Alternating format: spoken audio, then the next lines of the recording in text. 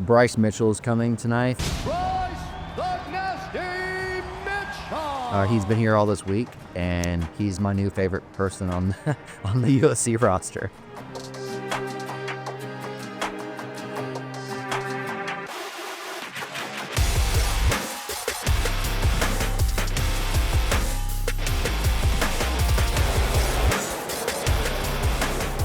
We're gonna do class a little bit different today. We're skipping the warm-ups. We're gonna get right into.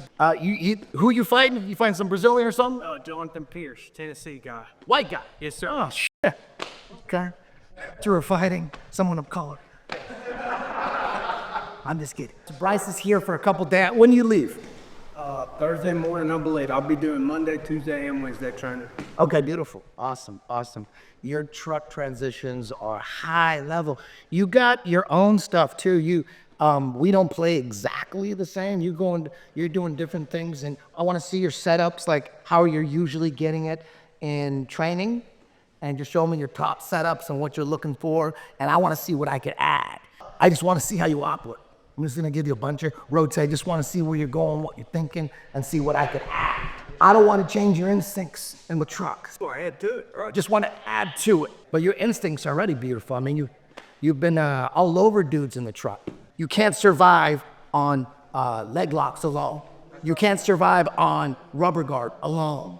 You need a bunch of things, So the more powerful your half guard game is, your quarter guard, your lockdown, the more threatening you are with that underhook game, the more chances you're gonna get to play rubber guard, because they're gonna really come after that underhook. And if you have the overhook ready, so it's basically, we're on the inside, we're clinching, we don't wanna get hit. Do I have an underhook or do I have an overhook? If I have an underhook, boom, electric chair, dogfight, maybe hold me control. Or if he got the under, boom, fire, overhook fire. That's right. That's the main thing. If you don't have that in your DNA, we're gonna find out, you don't have overhook fire in it, it's super important. Soon as you grab that overhook, that leg should be coming up, bam. I'm extremely good with a meat. Meat hook is beautiful, you can, especially in MMA. I've got 2 triangles in the UFC with your meat hook that I got from you on YouTube. Beautiful. Can I bring a little monetization for that? Because YouTube ain't giving it to me. No. You know what I mean? No, I'm kidding. That's beautiful, especially in MMA meat hook. If that was your only game, I wouldn't change that. And there's a lot of stuff there. There's a lot of stuff with meat hook. It's a pretty damn good triangle setup. There's a lot of good triangle setups out there. But for MMA, that's a good one. Because you're trying to set it up and they can't hit you. The first meat hook triangle, one of my students back in 2000, before 10 Planet. First meat hook triangle was before 10 Planet. I showed it to a guy that I was working with, Gerald Strebent. He's one of my first black belts. He did it in Gladiator Challenge. And I showed it to him like a week later he did. His first one, Gladiator Challenge, Gerald Strebent against like Aaron Anderson. I was all about it. I was working for King of the Cage and like trying to get all the fighters backstage. I was trying to show everybody. And at this one show, a good friend of mine, Ed Clay, he owns CHIPSA. Now he's the stem cell cancer hospital in Tijuana. Awesome guy. I've known him for so long. Just one of the greatest guys ever. But back then, he believed in it. He had an MMA gym. And he was like, dude, meat hook's working. He had just started using it. And the night before the fight was King of the Cage. This was in Palm Springs. It was Friday night. At this hotel, they had a miniature golf thing with a bar. And we were drinking, and this guy, I forget his name, but he was pretty popular before social media, just on the message boards on MMA. Quincy, that's his name. Quincy, he's the judo guy. And he's like, that's not gonna work. You think that's gonna work? And Ed Clay was like, that's gonna fucking work. It'll work. It totally works, because that shit ain't gonna work. And he goes, let me put you in it, see if you can get out. And right there, we're all drunk and shit. He's on the golf course. We're on the miniature golf course. And Ed Clay puts him in meat hook. And dude postured out of it eventually and sat back for a heel hook and fucked his heel up. So I'm like, damn, I gotta put this guy in the goddamn fucking meat hook. So then I said, here, let me try it. I put him in a meat hook, and it turned into a go-go plata. I switched it to a go-go plata, and he ended up throwing it up. It was so traumatic. So there was a story that went on. It was on the internet for a while. People were talking about it. That crazy night. I didn't try him though. I ended up getting him in a go-go plata, but he did throw up. So that's it. That's it. You guys ain't with me on that one? No? Now you're grappling, you're on the ground, you're on top in side control. Well, how are you setting up the truck? What you explain how you set up the truck in sparring on a typical day. Show me all your 3 most popular setups. And I'll just show you my best twister setup. The slickest. I want to know how you get into it. What are you looking for? And I'm like, you're at a seminar and you're teaching that. This is what works for me. This is what I do the most. See, if I could do this on anybody my size and my. So if you'll turtle up here, this is in wrestling, this is illegal. That's why I like to use it. It's the best grip ever. You know, you're here on a body lock. And so the first thing he does, did anybody see that? It's the first thing he needs to do. Did you see where he put his right hand? On the mat? On my hand. He has to. He has to. Because say you put that hand on the ground. There's knees. There's if he stands up, he just gets back down. And so he goes naturally to break my grip. Every time they'll do it. He goes for it, you grab his. Okay, now we're in a fight. And I pull it tighter.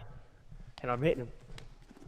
What are you gonna do? You can't sit there and block forever. You're gonna go unconscious.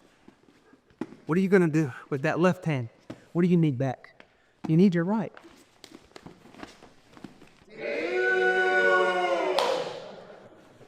What?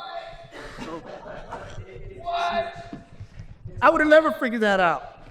You're opening it up from strikes. Yeah. So they're reacting to the strike. They're trying to get out of it.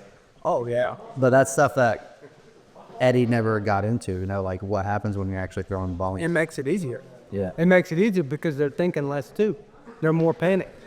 You can't tell me in a jiu-jitsu match you're ever as panicked as you are in a fist fight. You're always more panicked in a fist fight. So it actually could be easier to do the twister. And then they're more panicked than you can punch them. You know what I'm saying? They're a little bit loopy. Every time you hit them, they're less and less. They can't breathe. They're seeing stars. It just makes it easier, in my opinion. It's really interesting how you're applying the same like classic 10th planet stuff to your style of MMA. That's actually what I've been. I've watched Eddie on YouTube for 10 years. That's crazy. I didn't know what a twister was until I watched Rick. Yeah. The bunny. Hello, everybody, and welcome to my breakdown of the Korean Zombies Twister. I'm here with my best friend, my boy, my son, the love of my life. But then the Korean Zombie swung underneath, and it was like Leonard Garcia gave it to him. And then he went for it, and he tapped him here. You can get the tap around the neck, but it's always best right on the top of the temple. And if you can put a figure 4 here, this is DEFCON 4. Some guys resist here. Leonard Garcia was resisting. Very few people resist in DEFCON 4. Listen, I watched that video over and over and over.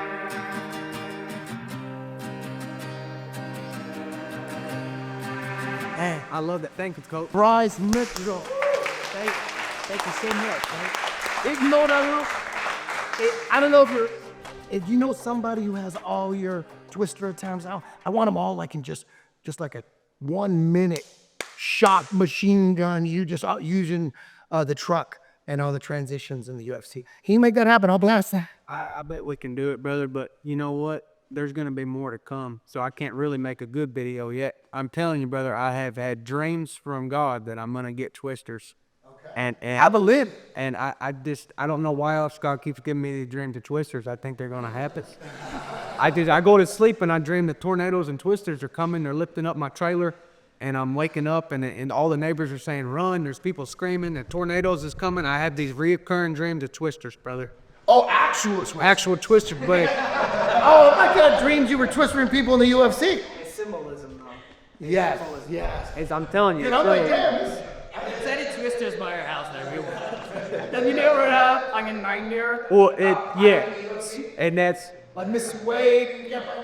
missing weight. Yeah, I always have dreams I miss weight.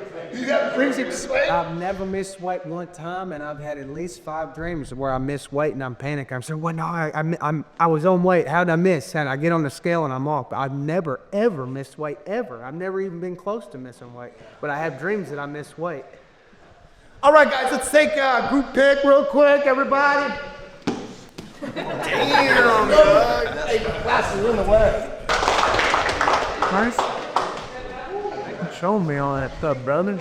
Dude, that was awesome. Thank you so much. But you know what you know is, you know, I just think, But you gotta digging that dig. No, just always remember. I don't want to. If the guy, if you're in guard, and in a situation where the guy wants to stand up, hold him, get that leg up first, and then zombie, and then go to your game. Yeah. Because you might, if you didn't know that, and you didn't know that, like, if you couldn't explain it to someone you didn't know, it might happen in a fight, and you might, like, I tried a zombie, but then he got up, I lost control. He's probably greasing. You know what I mean?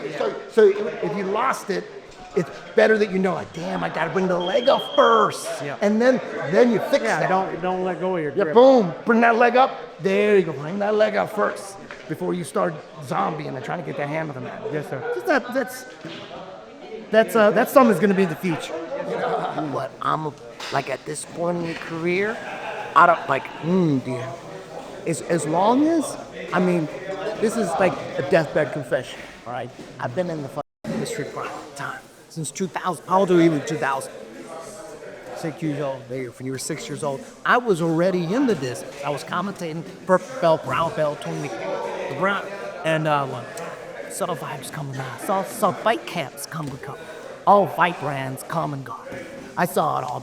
Then I worked for the UFC backstage. There was always the Ultimate Fighters, what lured this guy pays. So every season we'd have a new crop of Ultimate Fighter. So there's like 16 guys. Everybody watched the show. Like if you work now UFC. We was on Spike days. Yeah, exactly. Now you know what I'm talking about. Everybody who, if you worked for the UFC and you didn't know every mother face, especially the fighters, camera guys, the cable girl, and what was your name again? I'm sorry. You know what I mean? It's hard to remember all these fucking names, but you had to fucking know. You had to know the fight. So and then you keep track, and then after like 5, 6, 7 seasons, like damn, only a couple stay. You know, you get to know all of them, backstage, talk to them.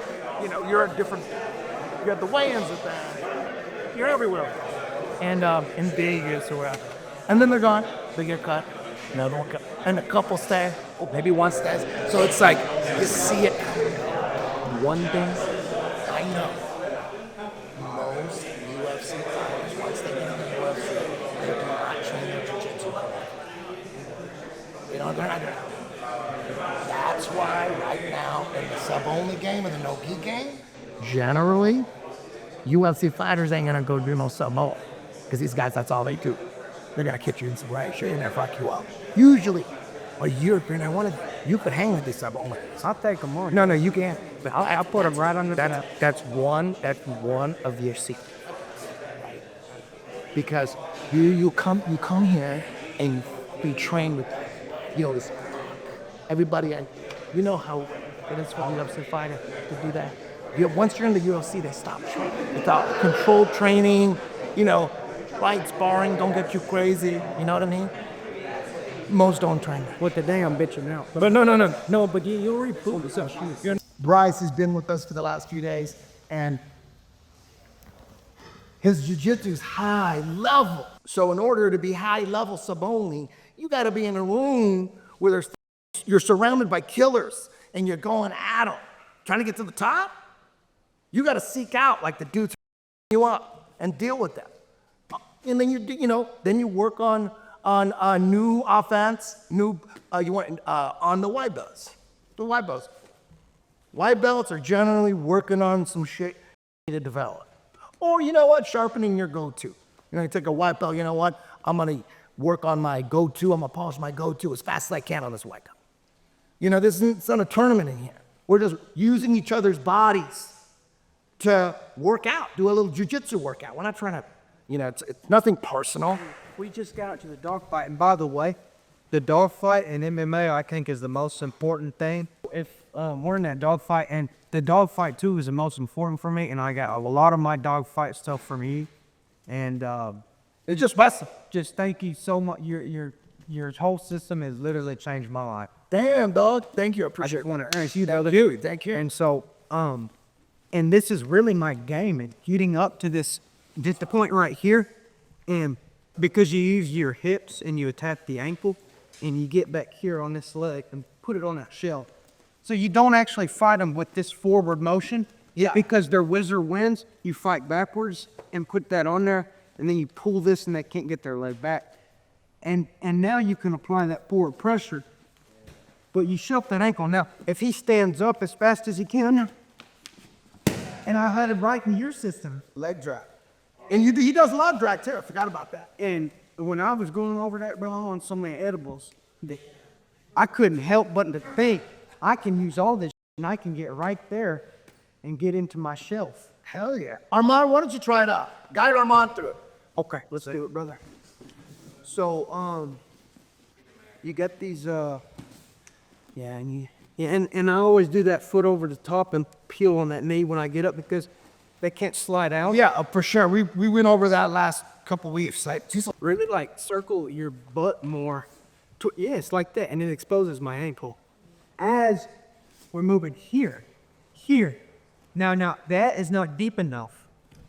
You put it on the shelf and step the leg up. And now you pull this up and you're gonna win. Is his leg right? Yes, sir. Oh, I can shelf the leg. Now he gets to pick how you win though. If he stays here, I'm gonna overload. You can go back to all in your hands and now drive with that knee stuck. And how whoa, wait, go back up to that elbow. 1, 2, no, back to the elbow. No. Reach with the right. Pull it to the left. Oh, two. 1, 2. There you go. Lower on the wrist. That's it. On this one. Right there. And now drive, head in the chin and punch. Yeah, that's it. That's good. Right from dogfight. And I do that to guys bigger because I shelf that ankle. But that's the only way that I know to win that battle. Okay, if it wasn't for that ankle shelf, I spent probably 5 years with Aaron Butler. Just we get to that, and I go back over. And then I get back up, and I get him a singing, and I go back over. And then one day, somebody told me to shelf that ankle, and I put Aaron down, but he always gets back up. But That's beautiful, man. thank you. But I remember that. Thank you, brother.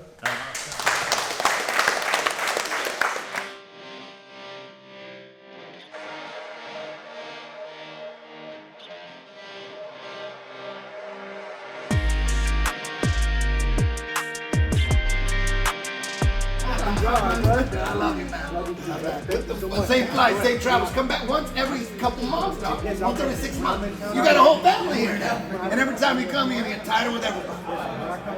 Hell yeah, hell yeah. And when you come back, learn how to play maracas, dog. We need a maraca player.